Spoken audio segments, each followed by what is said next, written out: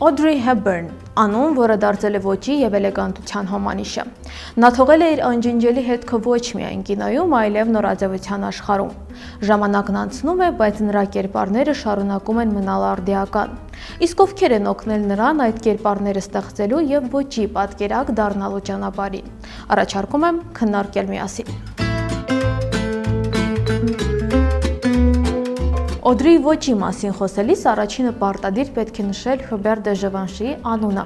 ով ոչ միայն օգնեց ստեղծել նրա ամենահայտնի կերպարները, այլ դարձավ նրա հավատարիմ ընկերը ամբողջ կյանքի համար։ Օդրի Հեբբըրնը և Հյուբեր դե Ժևանշին ծանոթանում են 1953 թվականին, երբ երկուսով դեռևս չունեին համաշխարհային ճանաչում։ Օդրին այդ ժամանակ պատրաստվում էր Սաբրինա ֆիլմի նկարահանումներին։ Ի սկզբանե հագուստների ստեղծումը և ձևավորումը վստահված էր Էդիթ Հեդին, ով այդ ժամանակ Հոլիվուդի ամենահեղինակավոր կոստյումների դիզայներն էր։ Սակայն կերպարը լավագույն ձևով զգալու համար Օդրին որոշում է ընտրել հագուստները ինքնուրույն։ Օդրին ծանոթ էր երիտասարդ Ժևանշիի աշխատանքներին և դրանք համարում էր իրեն համահունչ։